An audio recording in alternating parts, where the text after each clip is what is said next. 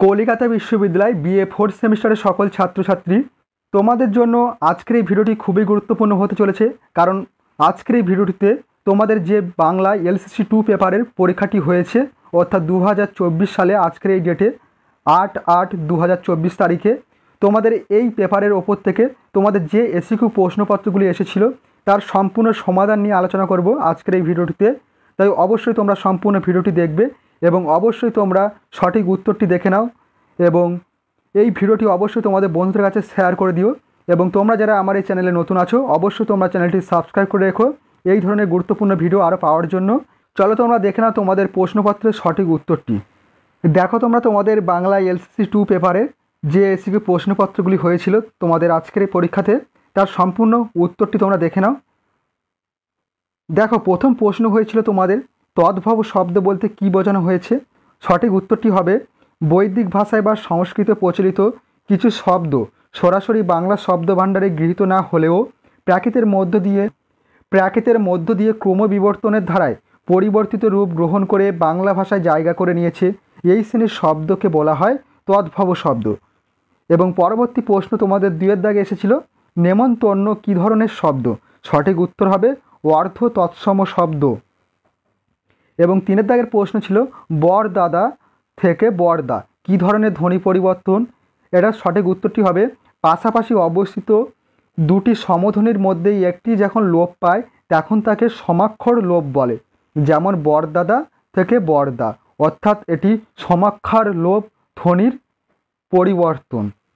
পরবর্তী প্রশ্ন দেখো 4-এর দাগে রয়েছে মন্দির শব্দটির অর্থগত পরিবর্তন নির্দেশ করো। প্রশ্নটির উত্তর দেখে নাও। সঠিক উত্তর হবে মন্দির শব্দের আদি অর্থ ছিল গৃহ, বর্তমান অর্থ দেবালয়। এবং 5 নম্বর যে প্রশ্নটি এসেছিল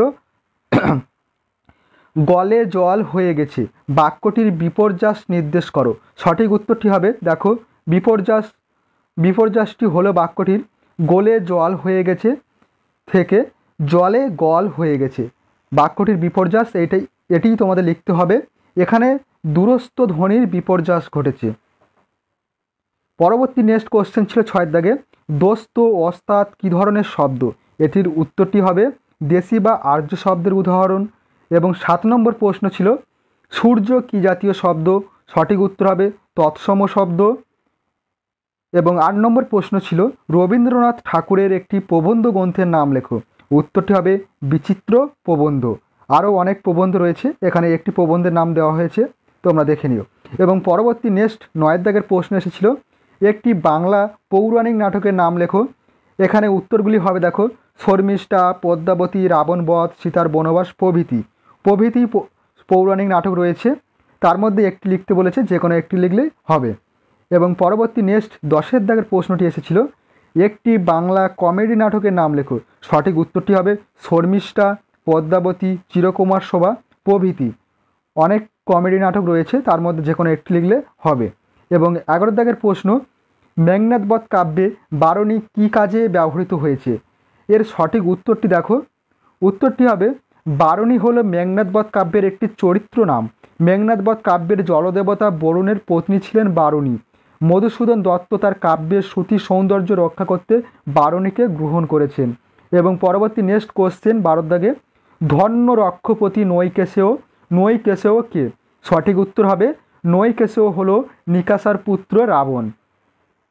এবং পরবর্তী নেক্সট কোশ্চেন 13-এর দাগে এসেছিল মেঘনাদের মায়ের নাম কী ছিল।